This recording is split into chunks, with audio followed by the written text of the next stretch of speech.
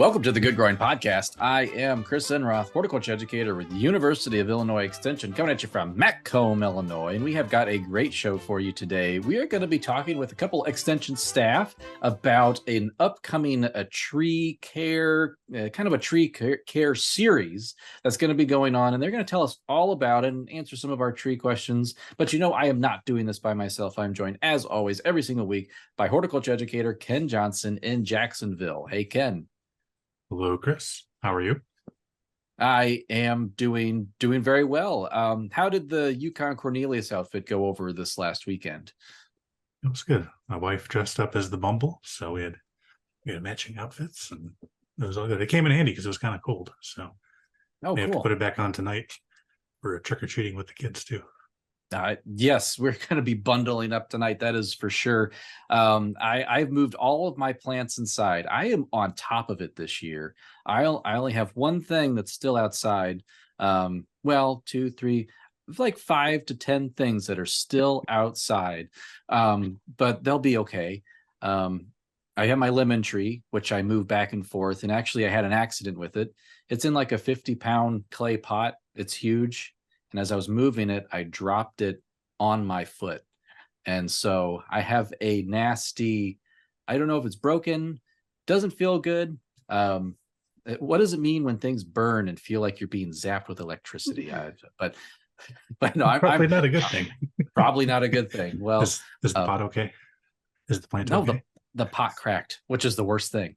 So now I have to go get a new pot. So the tree is outside in the garage, because if I water it, water's just going to go everywhere. So I have to go get a new pot after this and save that darn lemon tree. But yeah, have you gotten all of your stuff inside? I dug dahlias that we had in the ground yesterday. Got some in pots that I just need to cut and drag inside. Some gladiolus I need to dig. I think everything else is hardy. We got some chestnut seedlings.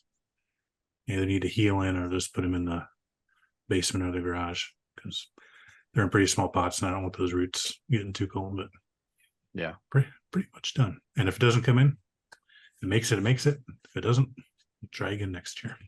You just out a couple little nuts, seedlings. What are you out? So not too much. Yep. Yeah. And tonight, as we're recording this will be in the past for those when it's released and listening later. But like October 31st, we're kind of getting a pretty hard freeze tonight. It's not like we're just dipping down into below 32 for a little bit. We're getting down to predicted like 21 degrees for us. So it's going to be an actual frost event. Yep, it's all over. That's right. There it goes. Well, nice. It was nice knowing you. Growing season 2023. But we'll see you later. Well, Ken, let's get into our topic for this week. Do you like your trees? Most of them I do. Yes. We got a few in the yard I don't really like, and they're going to disappear one of these days. Mm-hmm. I'm actively trying to kill some of my trees, actively trying to keep others alive. So you know who you are, Norway maple. But I think it's time we dive into our topic for today and introduce our special guest. So I'd like to bring on 2 extension staff members. So we have horticulture educator Sarah Vogel in Decatur. Welcome to the show, Sarah. Hi, thank you. And we have horticulture program coordinator Jenny Lee in Mattoon. Is that right, Jenny? That's correct, Mattoon. All right, Mattoon rhymes with other things I won't say out loud, but spittoon. I guess that's not a bad word, but maybe Mattoonians wouldn't like that. Well, we are happy to have you, and so we're going to dive into this community tree care series that you and along with a couple other colleagues have put together. So I say let's just dive right into this. Ken, could you start us off on our line of questions, please? I can do that. So our first question is, how did the program get started and why did you want to put it together? Our program is a community tree care series. And it got started because I think there's a need for more local, more downstate training for tree care professionals. Not just I think that, we assessed as much. In fact, we collaborated with some other organizations to really even further assess that need and where it is and what topics tree care professionals want to learn more about. So we started there because there are so many people in our communities that are already taking care of trees, whether that's municipal ground staff or township or school, groundskeepers and so on, park staff.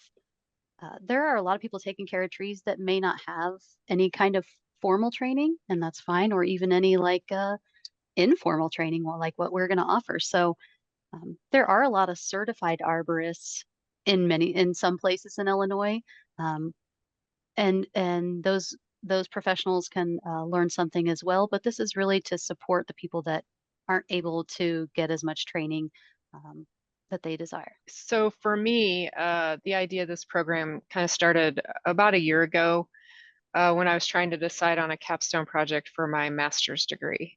And I knew I wanted to create some type of deliverable to educate people about tree care, because we were getting calls in from community members regarding their trees, like mainly what's wrong with my tree and how can I save it. And then also just kind of driving around, I was noticing that there were a number of trees in our community that weren't healthy. Some were dying, and a lot of those were in public areas. So, looking closer, I could see that there were just some kind of not so great management practices going on, maybe some improper pruning techniques, kind of bad mulching techniques.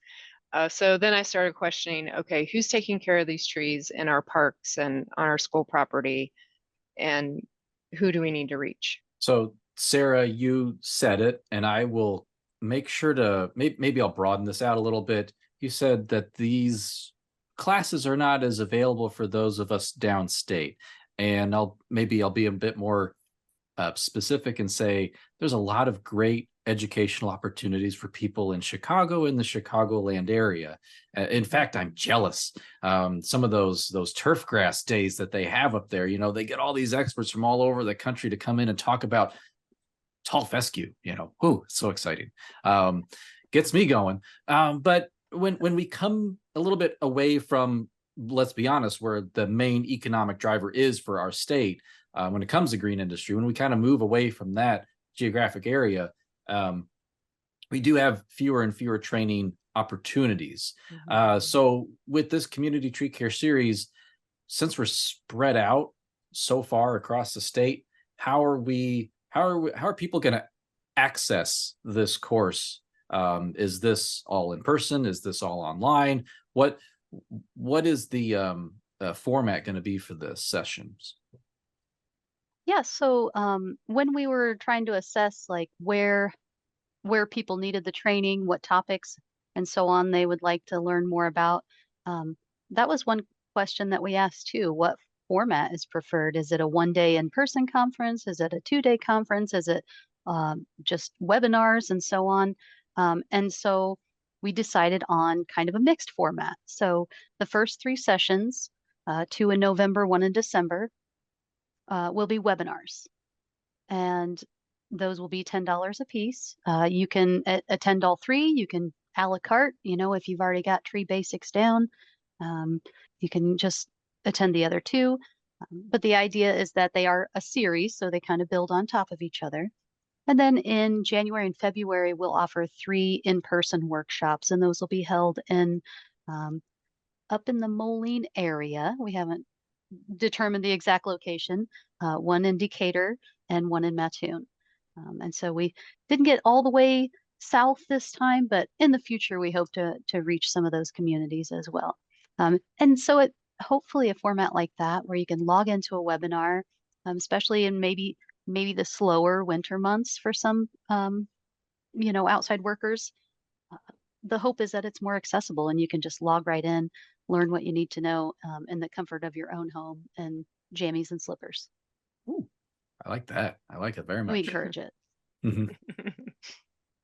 And I know you mentioned Southern Illinois, but let's be clear. They have their own Captain America down there in terms of Chris Evans, who is our extension forestry specialist. So he really does not like to play into that. But I'm working on him. So, but yeah, Chris Evans, he's our forestry specialist down in Southern Illinois. Great resource. Mhm. Absolutely. He is a great resource. And so part of the purpose of the series again is it's urban forestry, right? And as opposed to like our natural resource, our areas like forest, like down in Southern Illinois, where we have the Shawnee National Forest, that's a totally different um, realm than what we're focusing on. This is more urban forestry. We shied a bit away from the term urban forest because I think that can be a bit of a misnomer, misinterpreted. For people, maybe that's, some people think of like thriving metropolis downtown streets. And that's not necessarily the case. Our urban forests are my yard, your yard, the parks and greenways and boulevards that connect them. And so anywhere where those trees have been introduced into that area and that soil's been flipped over. So instead of urban, we kind of went with community tree care because all of us already know that we're a part of that. So, Sarah, you had also mentioned about some of the people who might be in attendance, but who is this for? Who do you expect to attend? Who is your audience? Would you want, can hobbyists also attend this sessions? Yeah, who's going to be in class? Most certainly hobbyists. So it's for anyone. It's for anyone in the general public that wants to, advance their tree knowledge or expertise. Personally and professionally, my hope is to get some of the tree care companies in our area to start coming a little bit more to these, the park staff. That was an identified need, not just through a survey that we did, but as we extension professionals go out and partner with other organizations, we ask them what they need, and so lots of our partners, at least in my area, were saying, well, we need programming from you and we need training. We need staff training so they know how to do this, so they know how to take care of our public areas. So that's what I hope for. We also encourage neighborhood organizations, neighborhood groups or other community organizations who maybe they're interested. Maybe there's a booster club in one of the schools and they want to plant a tree to signify some event or another. Hopefully they can come. I mean, bring the kids if you want to sign them up too, play it live in the classroom.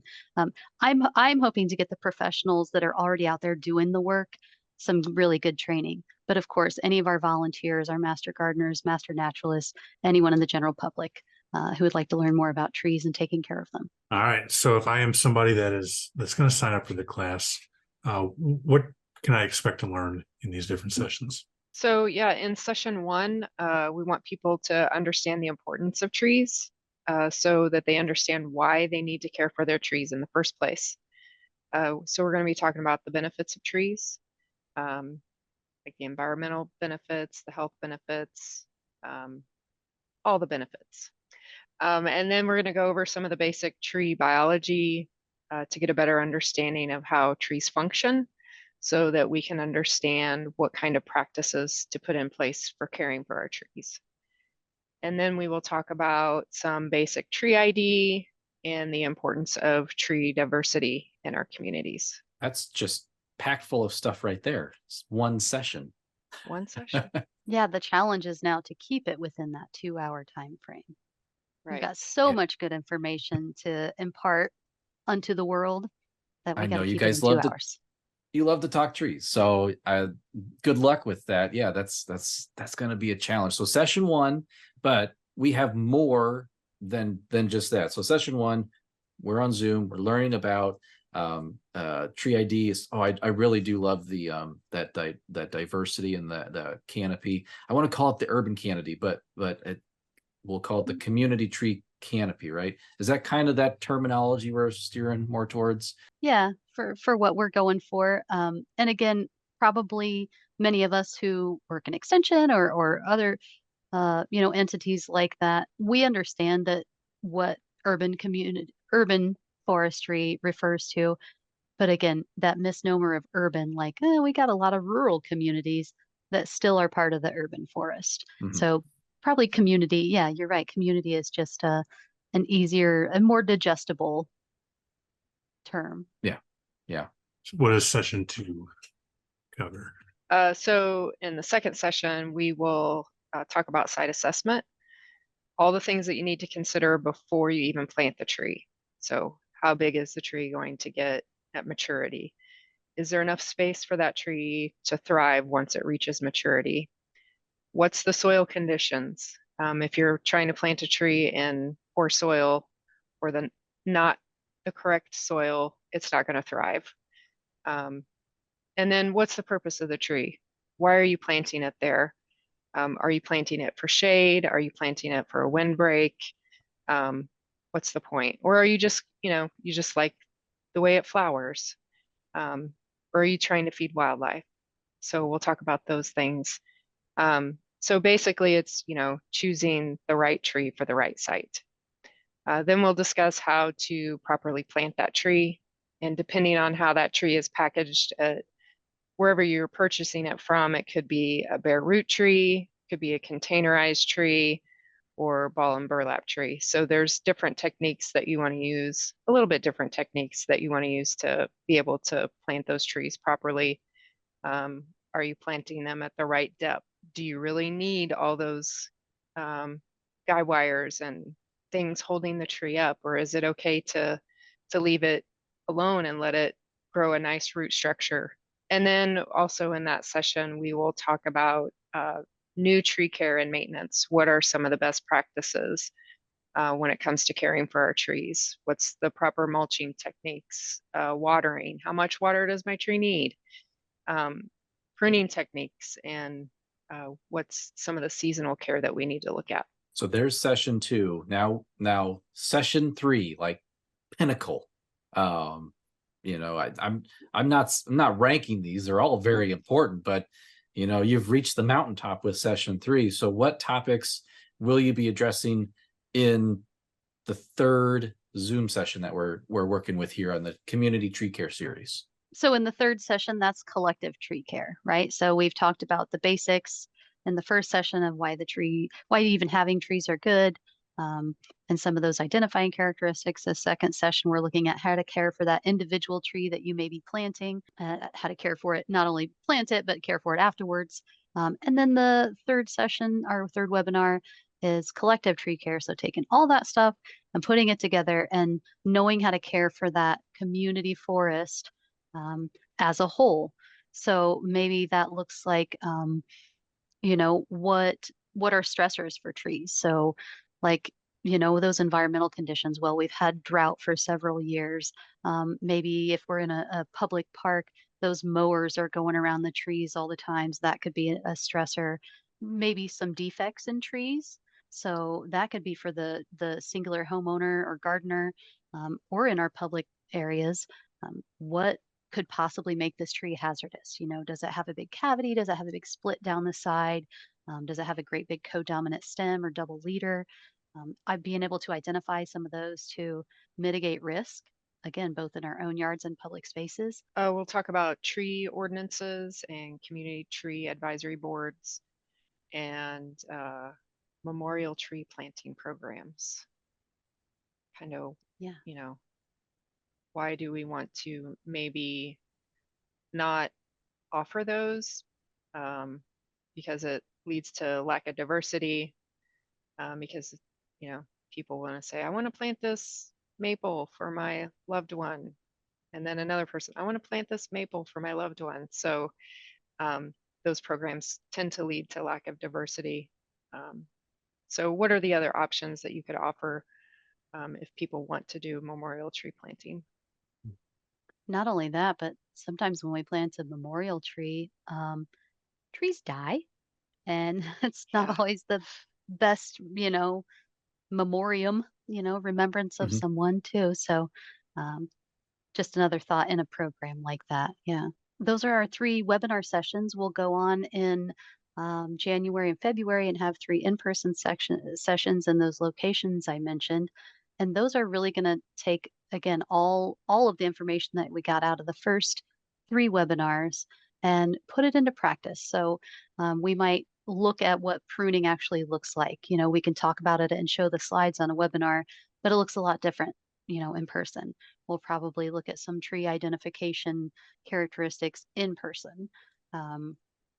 And in each one of those communities, we're anxious to interact with the, you know, excited to interact with the community and see what their problems are, what they're experiencing. Do they have a tree ordinance in their community? What have they noticed there?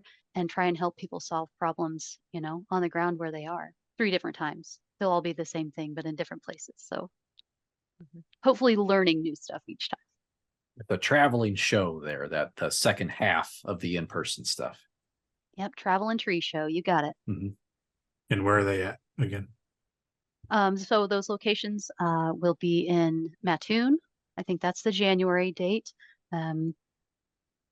Decatur will be in February, an early part of February, and then somewhere in the Moline area for the third one, and that will be in mid-February. And so hopefully, well, we will keep promoting this series to really get as much traction as we can, to really get as many people involved as we can across the state and even regionally. But as it comes to each one of those, we're going to try and ask the people that are signing up for it, you know, just like probably we do for lots of our programs, as you're registering, do you have any questions? Or is there anything that you know, like to talk further about? Is there anything that you're noticing in your communities? And try and, you know, come prepared. Hopefully we and they will come prepared to those in-person sessions with questions and answers. Yeah, it's really about kind of identifying those needs in those individual communities, because I think there's different needs in different communities, and trying to help where we can and meet them at where they need that help. Absolutely. And sometimes just you know, we'll have lots of things planned for these, but often, you know, we find that just that open discussion among people with with similar interests or similar needs, sometimes just a discussion, we learn more from each other than we thought possible, or more than we would from slides. So you've convinced me. I want to sign up. Now, where do I go to sign up? Do we have a short URL, phone number, a name of somebody I can call? Jenny, am I just going to give you a ring and say, sign me up? No, we do have a registration site. It is go.illinois.edu /TreeCareSeries. All right, we will make sure that we link that in the show notes. Hey, I might even just put that on the screen right now. go.illinois.edu /TreeCareSeries. You get that right? Yes. Boom. Got it. TreeCareSeries. I'll never forget it by the end of the show. Definitely not. Yes. Yes. Well, very good. And I guess another question here, is there costs for if somebody wanted to sign up? Is there a fee to attend? Yes. So for each webinar, it will be $10. So that's $10 each session, right? So if you want to go to all 3 of the webinars, that'll be $30, which we think is a pretty fair price for the amazing and phenomenal information that we are distributing, clearly. And then those in-person sessions will be $20 a piece. And you can register through that link. You can find out some more information about each of the webinars and in-person workshops. We'll keep updating it as we continue to develop this series. Our hope is that this grows, you know, to be a really big and relied upon resource for people across the state. All right, so we'll switch gears a little bit here, slightly, kind of. So what are the most common, I guess, mistakes you see when it comes to tree care that maybe this series will address and maybe, well, hopefully eliminate, but maybe reduce the occurrence of? Where's my buzzer? I know this one. Planting Bradford pears. Just kidding. That is not a good one to practice. Don't plant those anymore, please. I often talk about what I call the 4 horsemen of tree failure. It's poor sight, poor species selection. You know, if we're not putting the right plant in the right site from the get-go, that tree is just off to a bad start. And as we talk about in a lot of our educational opportunities, trees are very patient, and they can take a long time to really show those symptoms of being planted in soil that doesn't drain well or being planted too deeply. Well, that would be an actual planting thing. So poor site and species selection, so we're not putting the right plant in the right site. Poor soil conditions, and I don't just mean poorly draining, but a lot of our urban soils, community soils, if you will, are just compacted as all get out. So that means when that soil is compacted, there's no airspace, there's no open, pore space for moisture in there, and it's really makes it difficult for a tree to uptake any moisture and nutrients. Number 3 would be poor planting. So if we're, again, planting it too deeply, doing some, maybe not taking off all the materials off of the ball, maybe not looking at the, if you pull a tree out of a container and it's got girdling roots, if we're not getting rid of that right away, not a great planting or establishment comes out of that. And then poor aftercare. We can just put a tree in the ground and call it good, but it's not gonna, it may survive, but it may not thrive like it could. So, adequate water for the first couple of years, maybe removing some of those double leaders, building a good scaffolding so we don't have some of those tree defects later on down the line. So those are my big 4, and I think they're pretty all encompassing, right plant, right site, decent soils, put it in the ground right, and take care of it. But specifically, I know Jenny wants to pick on mulching. What's wrong with mulch? Mulch. I think everywhere I drive around, it's constant mulch volcanoes. Just piles and piles of mulch up against the tree that it doesn't need to be there. It shouldn't be there, because when that mulch is touching the outside bark, it's going to cause rot. And then eventually your tree is going to fall over. Mulch is there for a purpose, and that's to protect the tree, for one thing, from mowers and string trimmers, and then also to protect the roots and keep them at a level moisture, because that mulch helps create a moist area for the tree, and that's very important when we have drought conditions. And then also that mulch is going to decompose and put nutrients back into the soil. And having that mulch there is just really beneficial for the tree, but it needs to be done right. And it shouldn't be touching the tree bark at all. And it shouldn't be a volcano at all. It should be, not volcano, donut, or if you prefer, bagel. Today's a donut day for me. So yeah, I think Sarah too, right? Yeah. Yep, 2 or 3. Yeah. I just wanted to echo what Jenny had said. We do often promote mulching because it is such a great practice, but if we're doing it incorrectly, just like pruning, we encourage pruning for different purposes too. But if it's done, incorrectly, it often causes more problems than it solves. So this community tree care series, yes, you can be a tree advocate and attend. You can be a master gardener, master naturalist, attend, but really you are targeting a commercial audience to, and maybe a lot of these companies, especially as I'm seeing in my neck of the woods, they are really being born from the need to remove ash trees right now. And a lot of these companies, they can be taking down 2 ash trees every day, and they can be doing this for the next couple years. But what happens when the ash trees, when those jobs are done, now it's time to do a little bit of tree health assessment. Maybe you have some clients that need a little bit of help, not cutting down a tree, but just maintaining a tree or figuring out what's wrong with a tree. And so that's, is this that primary goal, is to educate that commercial audience, whether it's continuing education, or maybe it's something new for them to learn? Yeah, absolutely. I think you hit the nail on the head there. Removal is obviously a big business. And I'd like to add to what you said. Oftentimes it's born out of, well, I've already got this clientele from my landscaping company. I'm going to get a bucket truck and do some of that because it's been requested from my clients. And so just that move from one to the other, there's a lot more to learn, right? And we only know what we know. And so, yes, I don't know that we'll ever run out of trees to remove, but some of the tree care professionals that I talk to, I joke with them and say, if chopping off parts of a tree is the only thing you need to know about tree care, I'm glad you're not a pediatrician. So we want to learn those prior steps, right?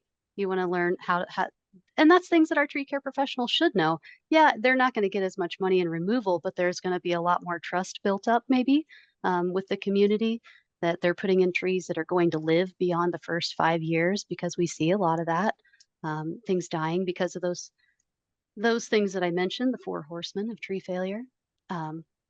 Yeah, exactly right. Into the future, we want our tree care professionals not just to know how to remove parts of them or take the whole tree down because it's hanging over the roof, but maybe they invest time and money into learning how to plant them, and that supplements their business. Or how to prune for different things, like reducing the size, or maybe somebody needs. I get a lot of requests for where do I find somebody that will prune my fruit trees? So food production could honestly be one. But yeah, we want our professionals to know more than just that one trick. Not just our, professionals, but those that are doing and caring for trees on a regular basis within their jobs that aren't necessarily professionals and don't necessarily have the training or the background in tree care and maintenance. So, your park staff and even your seasonal staff that work at parks, your school groundskeepers, your municipality workers, and your lawn care service people. I mean, a lot of schools will contract out to local lawn care services to tend their grounds, and part of that, tree care is lumped in that contract, and they may not necessarily know proper tree care and maintenance. So we're trying to reach out to those individuals as well. Having some conversations with commercial tree care workers, I can also add that a lot of clients, they see the volcano mulching and they see the tree topping and they say, I want that. Whatever my neighbor did, you need to make sure you do that. And so again, another maybe a way to persuade some of our tree care professionals to attend is to say, hey, client, Extension said that's not a good idea. So you can point to us and say, this is your reasoning for following best practices when it comes to tree management. Yes, and that's exactly the reason. If the client wants it, that means we need to help educate the client too, right? And the people in our community. So again, our hobbyists, our single families, single person that has a yard with a tree. Keep an eye out for more information to come out. If you get a hold, you as a viewer of Good Growing Podcast, if you get a hold of this information and maybe the community tree care series isn't something that you would enjoy, please pass it along. The opportunity to local people in your community, whether that is your tree care professionals, your park staff, the guy who mows the cemetery, whoever may be out there, please pass it along, because we think that it's great information that everybody could make use of. Well, that was a lot of great information about a wonderful upcoming online series, and followed up by an in-person series about community tree care. I am super excited. Sign me up, guys. I will be there. Well, the Good Growing Podcast is a production of University of Illinois Extension, edited this week by me, Chris Enroth. A special thank you to Sarah Vogel, Jenny Lee. Thank you both for being here this week and talking all about the Community Tree Care Series. Our pleasure. Thanks for having us. It was great. Thanks, guys. And of course, a special thanks to Ken Johnson in Jacksonville for hanging out with me today. Sorry, Ken, we didn't talk about bugs. I tried to throw emerald ash borer in there for you, but it's about the best I could do today. That's right. We had a good run. And, we did. Thanks, Sarah and Jenny. It was good. I'll get my credit card out here and sign up. And thanks for being on. And Chris, again, thank you as always. And let's do this again next week. Oh, we shall do this again next week. We are going to be answering your late fall, winter questions. So send them in to us. Our emails are in the show notes below. Plus, Ken, I don't think we followed up on all the weird stuff that we grew this year. So we have to give a report what went well in the garden and what didn't go well. I think I know what category I'm going to fall mostly into. So, Me too. yeah. Listeners, thank you for doing what you do best, and that is listening. Or if you're watching us on YouTube, watching. And as always, keep on growing.